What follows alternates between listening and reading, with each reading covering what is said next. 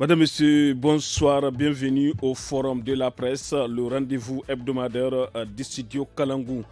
Cette semaine, les sujets qui ont dominé l'actualité s'articulent autour de la première réunion du Conseil national de dialogue politique CNDP au titre de l'année 2022.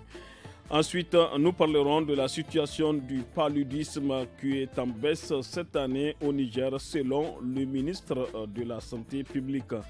L'actualité, c'est aussi la visite dimanche au Niger du président de la transition du Burkina Faso, le lieutenant-colonel Paul-Henri Sandago Damiba. Pour commenter et analyser tous ces faits, j'ai le plaisir de recevoir Maimouna Diado, journaliste indépendante. Maimouna Diado, bonsoir. Bonsoir.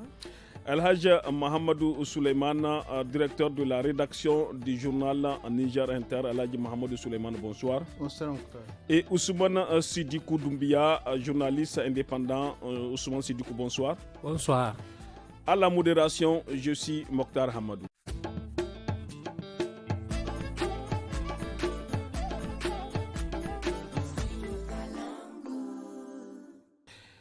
Le Royaume-Uni est en deuil. En effet, la reine d'Angleterre, Elisabeth II, est décédée jeudi 8 septembre dans l'après-midi et dans son château écossais de Balmoral, âgée de 96 ans.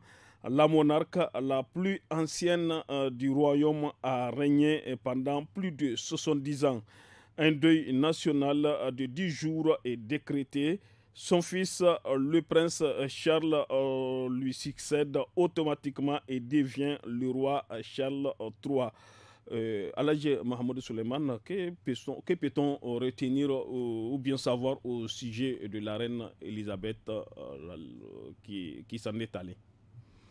Le retient son long règne, vous venez de le dire, elle a presque 71 ans de règne, donc elle a battu le record dans son pays. On retient en tout cas une grande personnalité qui a marqué son temps. Nous, en tant qu'Africains, l'élément qui me vient à l'esprit, c'est le rôle qu'elle aurait joué dans l'abolition de l'apartheid en Afrique du Sud. Et je crois que cette thèse est crédible parce que Nelson Mandela, en 1995, l'avait même invité en Afrique du Sud. De ce point de vue, je pense que ce n'est pas rien. Cela voudrait qu'elle est attachée véritablement aux valeurs universelles. Ça, c'est à noter. Et son rôle, en tout cas, dans la politique mondiale, elle a joué un rôle. En tout cas, les historiens retiennent qu'elle a, en tout cas, qu'elle a régné. Parce que quand même, la particularité de leur pays, vous voyez un peu un État, une puissance qui a conservé ses valeurs. Cela, effectivement, nous interpelle sur la nécessité, effectivement, de conserver nos valeurs traditionnelles. C'est-à-dire que, vous voyez, ça peut paraître un peu paradoxal où, en Occident, tous ces pays ont quitté la monarchie, mais la Grande-Bretagne a conservé cette valeur et ça fait référence. Aujourd'hui encore, c'est son fils aîné qui vient de prendre. Donc, bref, on a vu à travers les médias, en tout cas, ça fait donc presque toute la semaine, en tout cas, elle marque l'actualité des éditions spéciales au niveau des grands médias. Donc, pratiquement, c'est cela, en fait, elle a joué sa partition donc, durant son règne. Mamoudou Diado, allez-y. Je ne peux que augmenter, ajouter à ce que Souleymane vient de dire. C'est vraiment une vraie conservatrice, tout le monde sait cela. Et on sait également qu'elle a dirigé, en tout cas avec fermeté. Si aujourd'hui l'Angleterre est arrivée à ce stade, c'est parce qu'elle a dirigé une Angleterre de sa manière, à sa manière. Et il faut également regarder aujourd'hui qu'elle était plus proche de son peuple. C'était vraiment une femme dynamique, une femme qui est toujours à l'écoute de son peuple, une femme qui a toujours tendu la main à ceux qui veulent prendre sa main.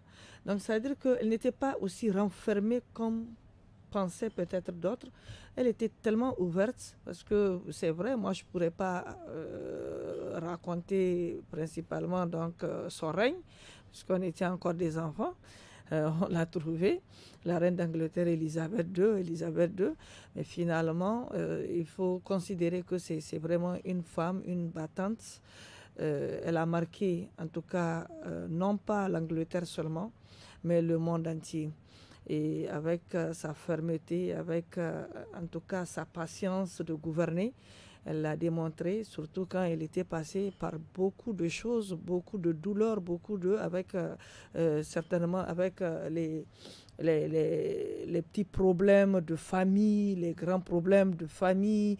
Régner, c'était pas facile, mais elle a montré qu'une femme peut pouvoir également régner quand elle a l'ambition, quand elle veut quelque chose pour son peuple. Elle l'a démontré. Et elle a régné, elle est partie à 96 ans. Je me dis qu'elle a battu le record. Aujourd'hui, ce n'est pas donné à n'importe qui d'atteindre un âge comme ça et d'être également robuste comme elle était. Merci, Mme Gado. Ousmane Sédoukou, allez-y.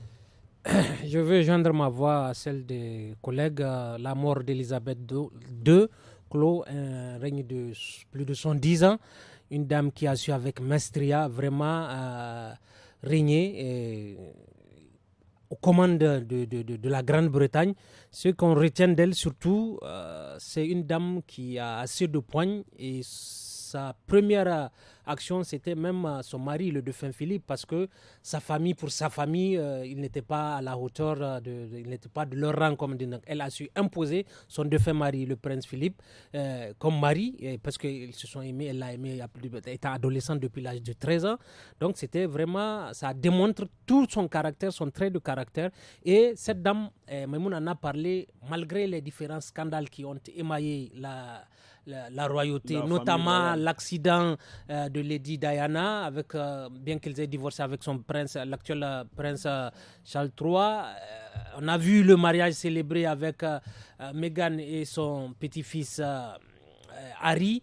Bref, tous les scandales qui ont à un moment donné voulu écorner l'image de cette royauté, elle a su quand même maîtriser vraiment pour que le royaume puisse continuer à jouir de cette cote de popularité. La preuve, vous avez vu la vague d'émotions à travers le monde. Maintenant, prions pour que son fils Charles III puisse vraiment être à la hauteur, surtout quand on connaît ses positions, surtout politiques.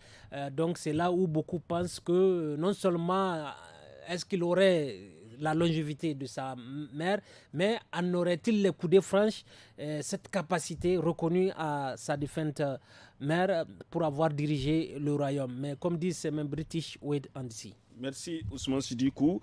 Le forum de la presse de ce vendredi, c'est aussi cette première session du Conseil national de dialogue politique au titre de l'année 2022 au Niger, tenue le vendredi 9 septembre à Niamey. L'ensemble des groupes des partis politiques ont participé à la réunion, dont l'opposition qui a annoncé son retour. Tous se sont engagés à appeler leurs militants à se mobiliser. La synthèse de cette session avec le Premier ministre Oumoudou Mahamadou, président du Conseil national de dialogue politique. On l'écoute. À la suite de ces opérations de recensement qui vont durer 2 semaines, le processus d'élaboration, de validation de la liste électorale et d'élaboration des cartes d'électeurs des Nigériens de la diaspora va être engagé, y compris les révisions et les contestations éventuelles, sera terminé dans un délai de 90 jours. Et à l'issue de ce délai, le corps électoral pourra être convoqué en vue de l'organisation de ces élections. Nous lançons donc un appel à tous nos compatriotes de la diaspora afin qu'ils prennent attache avec leur ambassade pour se renseigner sur l'emplacement effectif des différents centres d'enrôlement biométrique. En d'hiver, nous avons mis en place un comité chargé de réviser le règlement intérieur du CNDP. C'est que la première révision qui avait été opérée a été faite dans un contexte où l'opposition ne participait pas aux réunions du Conseil national de dialogue politique. Maimouna Diado, votre réaction après avoir écouté les propos du président du CNDP, le Premier ministre Oumoudou Mahamadou? Oh, ma première réaction, c'est d'abord se féliciter du fait qu'il y a eu déjà une première rencontre et que dans cette première rencontre, l'opposition a accepté de venir en tout cas sur la table au niveau donc du CNDP. C'est déjà à féliciter. Pour ce qui est de ce que j'ai... Mais c'est déjà à féliciter. Qu'est-ce qui avait été fait en amont? Mais c'est ce qui a été... En fait, pourquoi je dis que c'est à féliciter? Parce que ça fait longtemps qu'aujourd'hui, le CNDP, tout le monde sait que... Était en léthargie. Mais aujourd'hui, ce qui fait la force, c'est que le Premier ministre a appelé les uns et les autres et ils ont accepté de venir écouter ce qu'il a à dire, puisqu'on dit que c'est un dialogue politique. On ne peut résoudre les problèmes politiques qu'à travers le CNDP. C'est le CNDP, c'est là-bas que les politiciens règlent certains problèmes. Je me dis que c'est déjà un pas de bien, un pas en avant, et espérons tout simplement que ça va continuer dans ce sens et que ça aura un fruit, puisque nous attendons des résultats. Et il faut qu'il y ait des résultats concrets. Maintenant... Des résultats dans quel sens, Maimouna? Quand je dis des résultats concrets, il ne faut pas venir seulement s'asseoir, en tout cas à la table, parce qu'on a été conviés. Parce qu'il faut la présence de l'opposition. Mais il faut qu'il y ait des sujets, il faut débattre des sujets d'intérêt national. Et c'est ça que nous attendons. Il y a aujourd'hui, quand vous parlez, parce que j'ai écouté, il y a eu des débats autour de l'insécurité. Il y a eu des débats autour aujourd'hui du fichier biométrique pour ce qui est de la diaspora. Donc tout ceci, nous on attend des résultats. Mais est-ce qu'il y aura des résultats concrets? C'est ça que nous aussi nous espérons, qu'on ne fait pas en tout cas pour faire, mais on vient avec des choses concrètes qui vont être discutées et que l'opinion nationale pourra juger si c'est oui ou non, si c'est bon ou mauvais. Merci beaucoup, Maimouna Diado. Ousmane Sidikou, que peut-on retenir au sujet de la tenue de la toute première session du Conseil national de dialogue politique ici au Niger? Dans un premier temps, c'est l'affiche complète, notamment l'opposition, la majorité et les non-affiliés. Parce que, Maïmoun l'a si bien dit, aujourd'hui, tous les acteurs politiques sont conscients qu'au regard des nombreux défis, surtout sécuritaires, donc non seulement le contexte sécuritaire l'exige, la preuve, vous avez entendu l'opposition appeler les militants, en tout cas l'ensemble de leurs militants, à faire chorus derrière nos forces de défense et de sécurité qui méritent d'être encouragés puisqu'étant constamment sur le front pour la préservation de l'intégrité territoriale, pour la sécurisation des personnes et de leurs biens. Ça, c'est un. De deux, entre autres, je pense que l'opposition est venue avec certaines de ses doléances, notamment la fameuse question des élections concernant la diaspora, la liberté de manifester, notamment les libertés individuelles et collectives. Bref, ce sont entre autres doléances posées par l'opposition qui, du reste, nous pensons pourraient trouver écho favorable du côté de la majorité et peut-être même beaucoup pensent que la nécessité s'impose de procéder à une relecture du règlement intérieur de ce CNDP qui, selon le Premier ministre l'a rappelé. Il a dit, donc, qui pour beaucoup a été taillé uniquement de façon unilatérale, c'est-à-dire par la seule majorité. L'un dans l'autre, je suis sûr que les conclusions qui en seront issues impacteront certainement sur notre vivre ensemble. Parce qu'aujourd'hui, je l'ai dit et je le répète, les défis sécuritaires nous l'imposent. Donc vraiment, tous les acteurs se doivent de se retrouver à travers ce cadre qui est vraiment, dirons, notre expertise à nous, en tout cas au Niger. Donc beaucoup de pays se sont inspirés au regard de la profonde léthargie dans laquelle ce cadre a végété.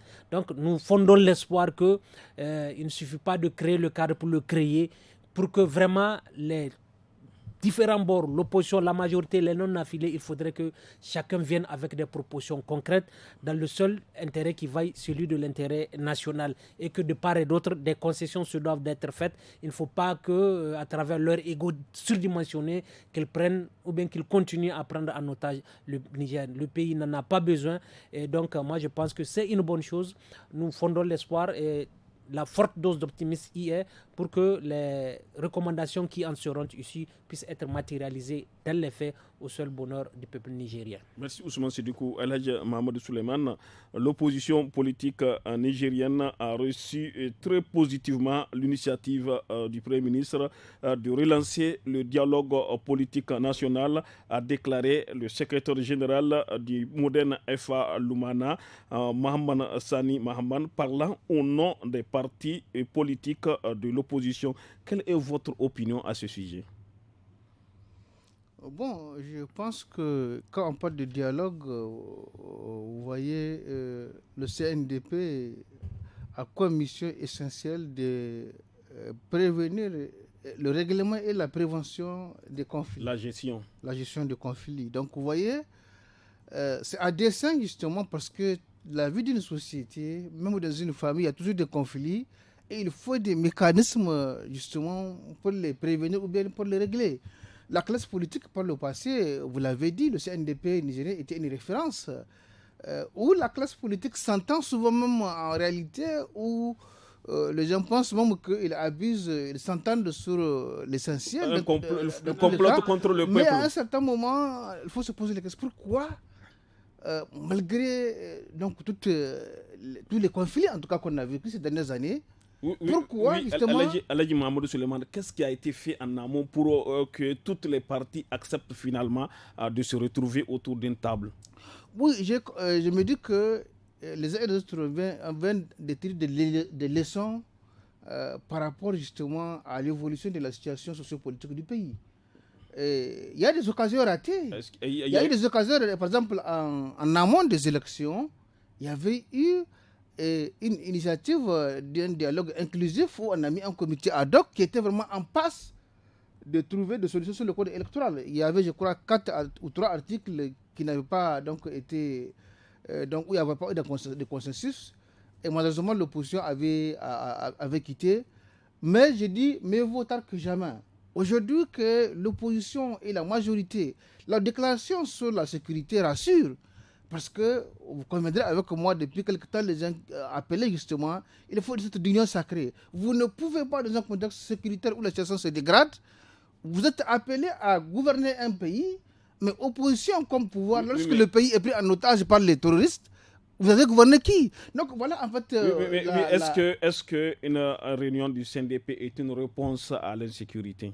Mais absolument. C'est-à-dire qu'ici, c'est comme vous voudrez. Lorsque... parce qu'on ne peut pas en fait développer un pays, c'est une partie. L'opposition, c'est une grande partie des citoyens qui sont dans l'opposition. Donc vous voyez, lorsque le gouvernement prend en compte les propositions de l'opposition sur la question sécuritaire, c'est effectivement, les autres approchent à eux. C'est des citoyens nigériens. Donc lorsqu'on a une vision commune, comment faire face, à ce moment-là, il n'y a pas de quoi. Aujourd'hui, lorsque effectivement l'opposition ne joue pas le jeu, en tout cas dans le cadre de dialogue, le pouvoir peut me dire que l'opposition joue le jeu de terroristes, ce qui n'est pas le cas aujourd'hui. Mais il y a tellement de défis. Par exemple, vous voyez la question aujourd'hui, il y a des prisonniers politiques. Dans le message de l'opposition, ils ont parlé. Il n'y a que dans ce cadre-là qu'on peut effectivement régler la question. Aladji Mahamadou Souleymane, tout le monde ici autour de la table salue l'initiative. Comment faire pour consolider et pérenniser ces acquis? C'est d'abord être de bonne foi. C'est-à-dire que l'opposition et la majorité doivent tous être de bonne foi. On est venu pour mettre en avant l'intérêt général, l'intérêt du pays. Par conséquent, il n'y a pas de fixation, il n'y a pas de concession de trop pour qu'il y ait la paix sociale. Et je pense qu'il faut quand même le reconnaître. Je pense que l'approche un peu dialogique du président de la République, qui a fait montre, en tout cas depuis qu'il était là, il a rencontré le couche social, mais seulement à l'époque, le contentieux électoral n'était pas vidé.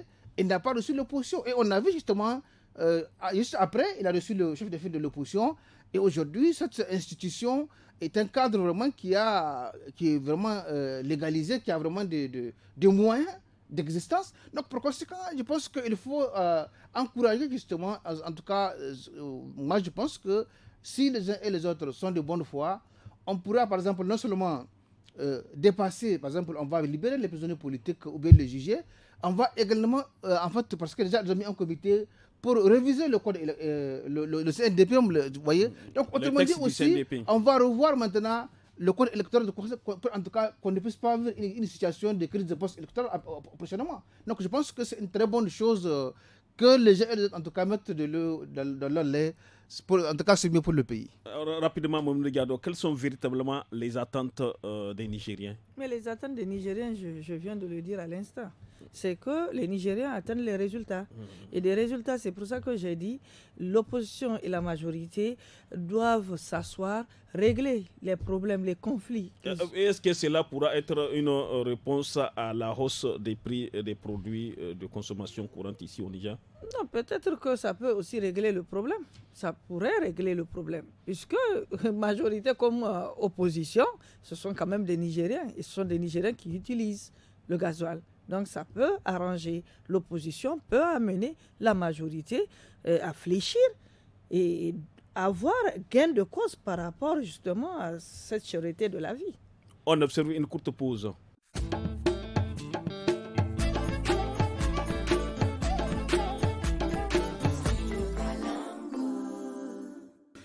Passons à présent au prochain sujet de ce forum de la presse.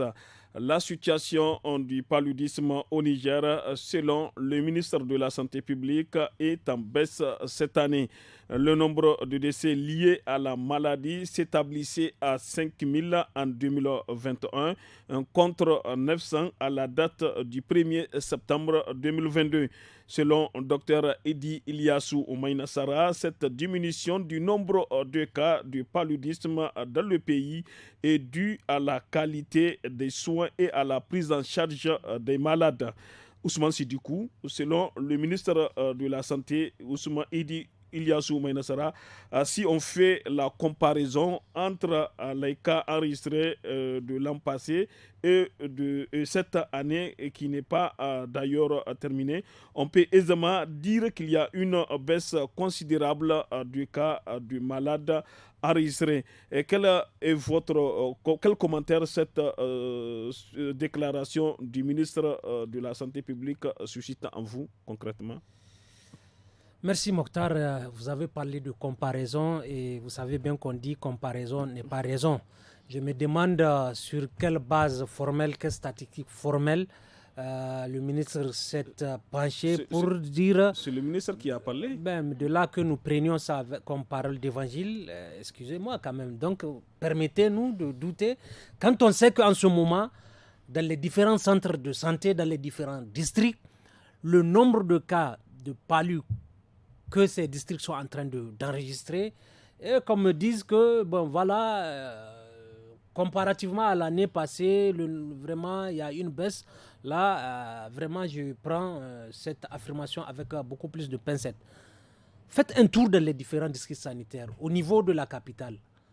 Allez-y dans les régions.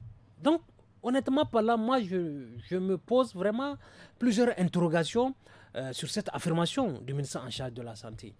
Donc, il aurait fallu... vous voulez dire qu'il a été induit en erreur par ces techniciens? Je ne dis pas qu'il a été induit en erreur, mais quand même, je prends avec beaucoup plus de pincettes cette affirmation du ministre de la Santé. Surtout quand on voit le nombre de cas de palus qui sont en train d'être enregistrés, même au niveau de la capitale, à plus forte raison dans nos régions, l'intérieur du pays, qui plus est les villages et autres contrées du pays. Moi, honnêtement parlant, je reste et demeure sceptique. Vous conviendrez avec moi que la saison des pluies n'est pas à son terme. Donc, tant qu'il y aura des pluies, tant que les conditions ne seront pas ça, vous êtes d'accord qu'on ne cessera d'enregistrer des cas de palu. Il aurait fallu peut-être qu'à la fin de la saison, sortir, et même en ce temps-là, je douterais fort.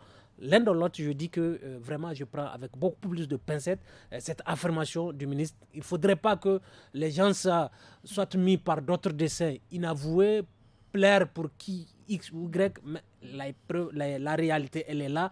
Quand vous faites un tour, je vous assure, Mokhtar, vous allez tomber de nu en voyant le nombre de cas, surtout des enfants et des femmes de palu. Donc, vraiment, à moins que nous ne soyons pas sur la même planète. Alaj Mohamed Souleymane, docteur Edi Ilyasou Menassara a ensuite ajouté que parmi les mesures que le gouvernement a prises avec ses partenaires et que nous avons mis à la disposition des centres de santé un nombre très important de médicaments antipaludéens. À titre illustratif, l'an dernier, nous avons commandé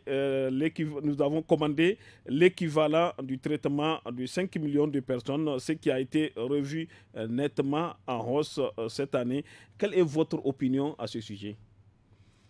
C'est une très bonne chose. Au Niger, le palu en baisse. Ici au Niger, il faut dire que la maladie qui tue le plus de personnes, ce n'est pas le Covid, ce n'est pas le sida. Tout le monde le sait. Toutes ces années, si on a des solutions au palu, on va changer significativement la qualité de vie et on va réduire, en tout cas de façon significative, le nombre de morts. La mortalité infantile, en tout cas, allait être, ça va se sentir, quoi. Donc c'est une très bonne chose.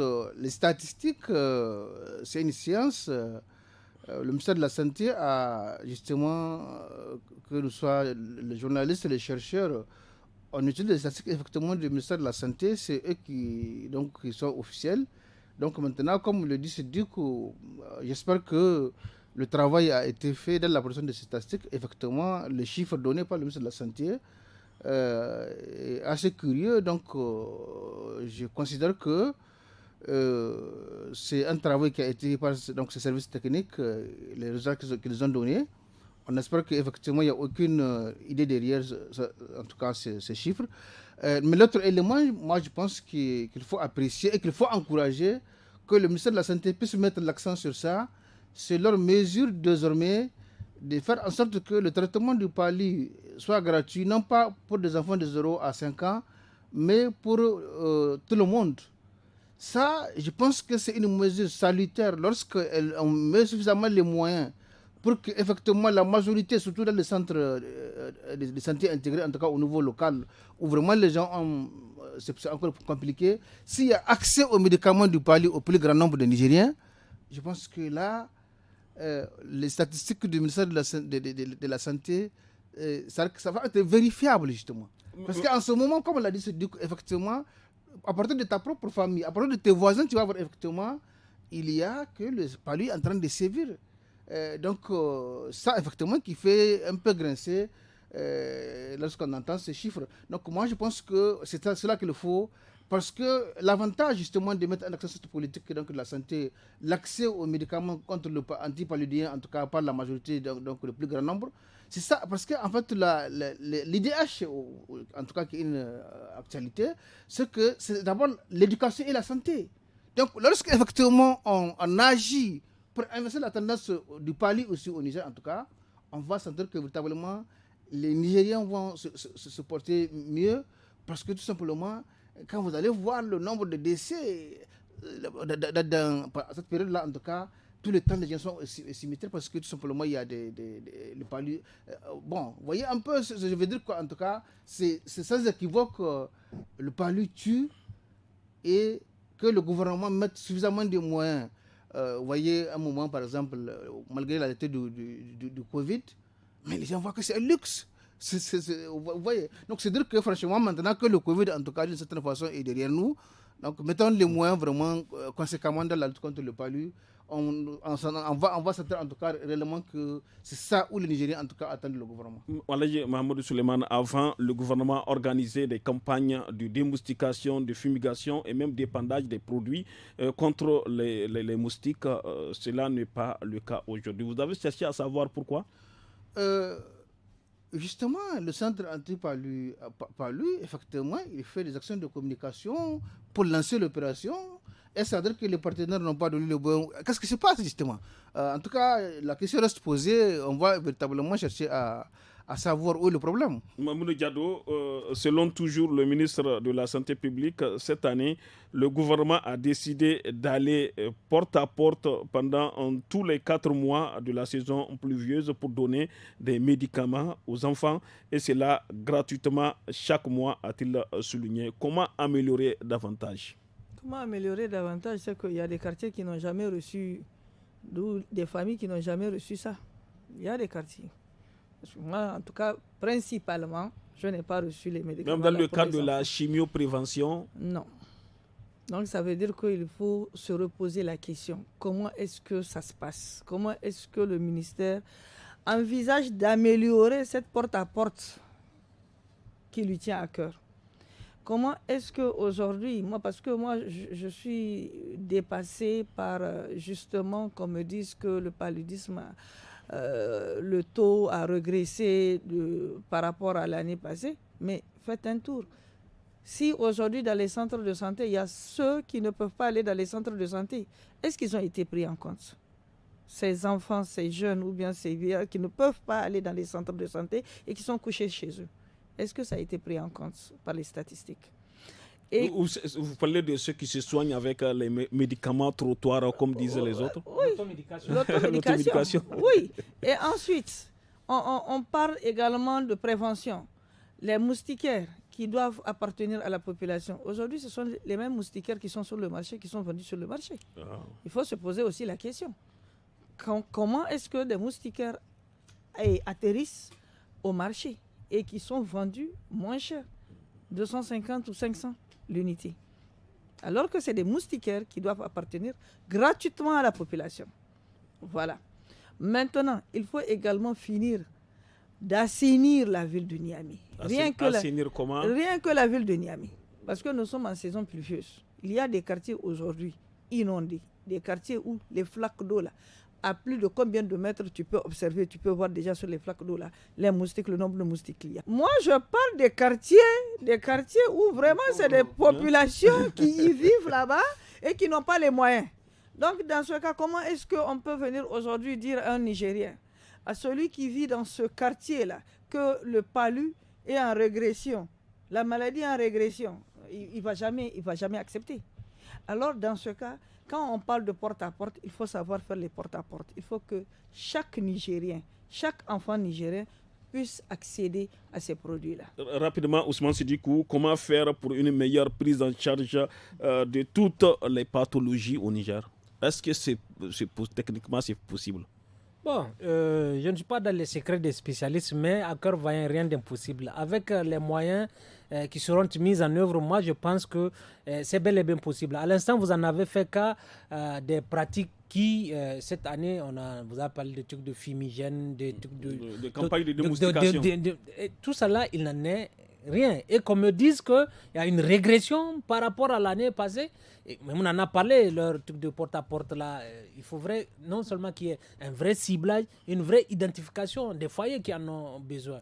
Donc moi je pense que tout cela réuni pourrait effectivement au moment opportun, et cela pourrait être vérifié et vérifiable quant à une régression de nombre de cas. Mais juste, tant que tout cela n'y est pas, je reste et demeure sceptique par rapport à cette régression dont on aimerait tant nous faire croire, dont on aimerait continuer à arguer. Merci Ousmane Sidikou, on observe une courte pause.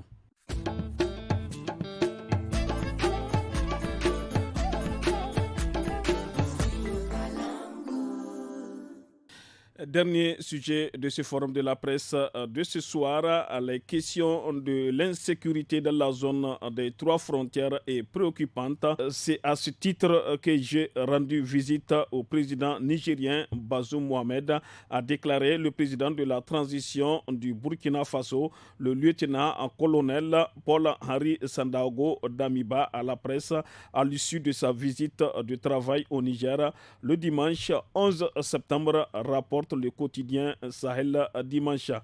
Selon le président de la transition burkinabé, il s'est agi plus spécifiquement de trouver ensemble de nouvelles dynamiques et de bonnes approches pour essayer de faire face à l'insécurité.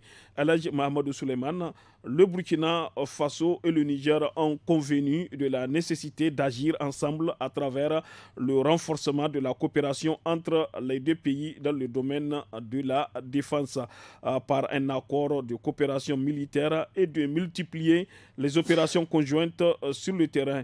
Cette stratégie vous paraît être efficace pour lutter efficacement contre le terrorisme? Absolument, on l'a toujours dit. la coopération entre le Niger, le Mali et le Burkina, elle est indispensable et elle me semble la plus porteuse, la plus efficace pour vraiment venir à bout de ce fléau, le terrorisme. Parce que tout simplement, on a vu par exemple l'exemple des opérations Tali entre le Niger et qui ont donné des résultats.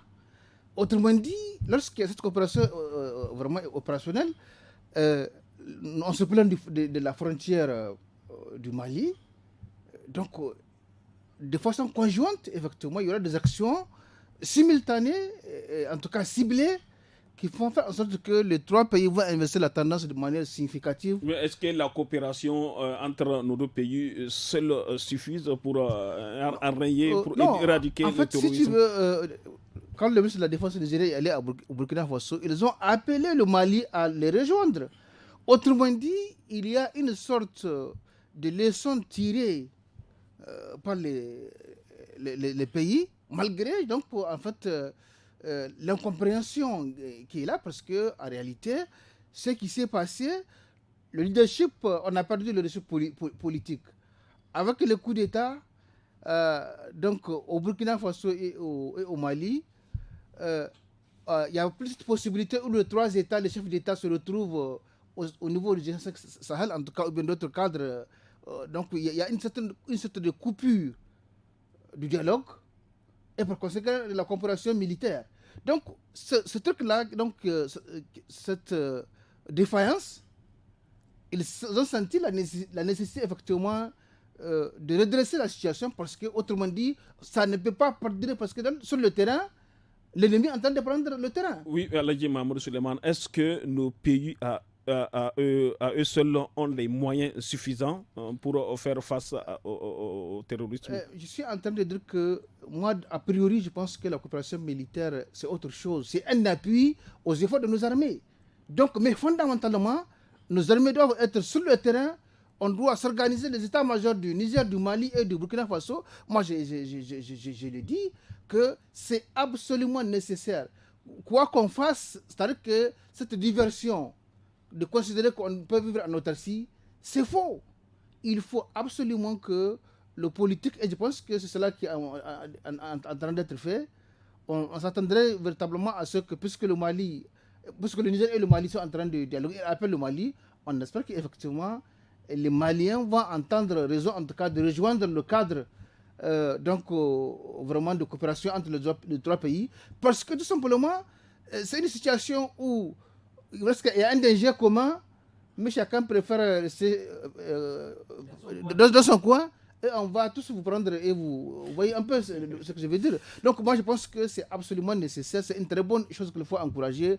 Espérons que Damiba va parler à son collègue du Mali. On a vu quand il est venu au Niger, il a déposé son treillis. Je pense que moi j'ai vu ce Bazoum qui est un démocrate, peut-être que en tout cas il était venu, on l'a vu autrement que tu vois quoi.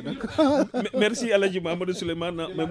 Memouna Diado, le Burkina Faso et le Niger, deux pays du Sahel qui partagent une longue frontière, sont confrontés aux attaques terroristes ces dernières années. Quelle est la bonne recette selon vous? La bonne recette, je vais parler d'abord de sa visite. Ok, allez-y. Du moment où le président burkinabé est venu ici au Niger pour qu'il y ait une coopération militaire, moi je ne pense pas qu'aujourd'hui qu'on continue à parler du G5 Sahel.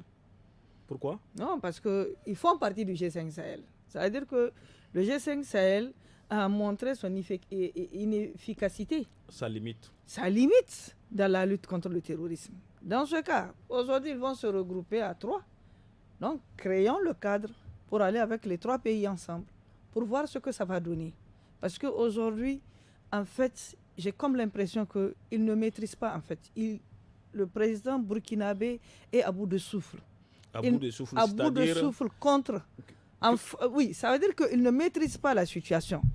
La situation de l'insécurité est en train de prendre une proportion inquiétante au Burkina Faso. Et si on y prend garde, déjà, nous avons les séquelles ici.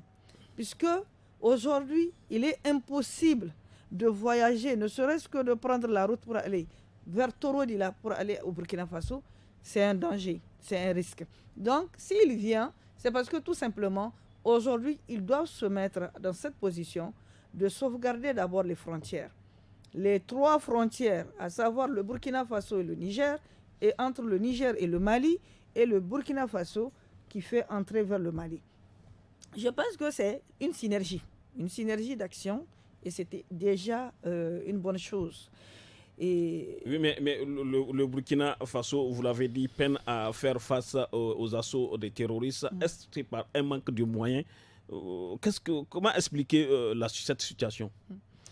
Je ne pourrais dire que peut-être que c'est moi, je pourrais ce que je sais. Il y a des stratégies et il y a également les manques de moyens.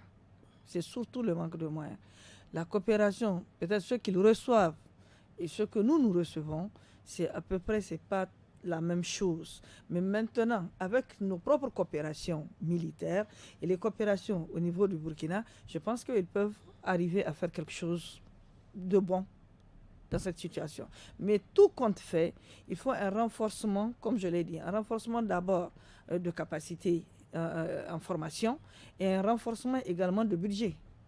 Merci Maïmouna Diado. Ousmane Sidikou, membre du G5 Sahel. Déjà, le Niger et le Burkina Faso mènent régulièrement des opérations militaires conjointes le long de la frontière. Vous vous souvenez les opérations Tanli 1, Tanli 2, Tanli 3. Pensez-vous qu'il faut changer d'approche et même de stratégie? Vous savez, aujourd'hui, cette guerre à nous imposée par ces hommes sans foi ni loi, c'est qu'on nous dit que c'est une guerre asymétrique et que face à l'hydre à 1000 têtes que constitue le terrorisme, c'est un impératif, c'est une nécessité absolue pour ces 3 pays que sont le Niger, le Burkina et le Mali de mutualiser les efforts au regard non seulement de la porosité de nos frontières, tout comme vraiment de leur longueur. Aujourd'hui, à l'épreuve des faits, le Burkina, tout comme le Niger et même le Mali, n'ont d'autre choix que de mutualiser leurs efforts. Alors, je l'ai si bien dit, aucun pays, en tout cas de ces 3 pays, à lui seul ne saurait faire face. La preuve, moi je le dis clairement, la situation est en train de dépasser la junte militaire. Pour preuve, la proportion territoriale occupée par... Au Burkina, j'en viens d'abord. Au Burkina, d'abord, la proportion territoriale aujourd'hui détenue par ces djihadistes, elle est ahurissante. Donc moi je pense que cette mutualisation, elle s'impose aussi bien au Niger, au Burkina, au Mali, et vivement que l'appel des 2 pays, que sont le Niger et le Burkina, soit entendu par le Mali. Parce qu'aujourd'hui, c'est clair que tant qu'il n'y a pas cette mutualisation des efforts à travers nos différentes armées, il serait difficile que l'on vienne à bout ou bien que l'on fasse véritablement, comment on appelle, front commun face à ces terroristes. Donc je pense que la visite du chef de la junte burkinabé au Niger est à saluer et prions que la main tendue de ces 2 pays au peuple frère et ami du Mali. Oui, mais le Burkina quand même entretient des coopérations militaires avec la France. Qu'est-ce qui explique cette débâcle de ces derniers jours au Burkina Faso? Tout comme le Burkina entretient des relations avec la France, la Russie, que sais-je encore, le Mali, le Niger, ces 3 pays respectivement entretiennent des coopérations. Mais est-ce que cela a empêché que nos populations paient le lourd tribut qu'elles sont en train de payer? Donc moi je pense que cette mutualisation des efforts, notamment au niveau de la zone des 3 frontières, elle s'impose. Je ne dis pas qu'elle ne serait pas une plus-value, mais elle a montré ses limites. Non seulement l'avantage qu'ont ces différentes forces de défense et de sécurité de ces 3 pays, c'est la maîtrise du terrain. Donc il ne suffit, le président l'a dit à un des points de presse à Difa, il ne demande qu'à être appuyé, nos armées ne demandent qu'à être appuyées, la logistique. Sinon, la maîtrise du terrain, nos hommes, nos forces de défense du terrain, du mieux qu'elles peuvent, continuent à préserver l'intégrité du territoire, la sécurisation des personnes et des biens. Donc, j'en appelle vraiment au sens élevé des autorités maliennes pour répondre à l'appel lancé par ces 2 pays pour que vraiment cette mutualisation-là soit effective et qu'elle se matérialise à travers des résultats probants quand elles auront amené des assauts face à ces terroristes. Vous avez quelque chose à dire, Maïmouna? Non, je pense que moi j'ai tout dit. Ok, Aladji Suleiman, Mohamed Suleiman, rapidement en 30 secondes. Justement, en fait, vous voyez, le Mali a fait appel à ce que quelqu'un appelle le supplétif russe. Donc, on a pensé que véritablement c'est une panacée. Mais en vérité, en dehors de la propagande que tout le monde connaît, il faut compter sur ses propres moyens. Le Mali est loin d'occuper son territoire, en tout cas qui est occupé par des terroristes. Donc, je pense que revenant sur terre, faisant de la coopération, nos armées ont le secret justement pour inverser la tendance. Merci Aladji Mahamadou Souleymane. Nous sommes au terme de ce forum du studio Kalangou. Merci à nos invités, Memouna Diado, journaliste indépendante, Aladji Mahamadou Souleymane, directeur de la rédaction du journal Niger Inter, et Ousmane Sidikou, journaliste indépendant. Merci aussi à vous tous, chers auditrices, auditeurs, téléspectatrices, téléspectateurs, pour votre fidélité au programme du studio Kalangou. Rendez-vous samedi et dimanche dès 17h sur nos 52 radios pour suivre l'actu des jeunes suivi de tous à la FADA. Et à partir de 18h15 samedi, suivez le forum à Houssa et dimanche celui en Zarma. Merci aussi à la technique côté son assurée par Amina Hassan et à la réalisation Issa Lawali. C'était Mokhtar Hamadou à la modération. Merci, au revoir.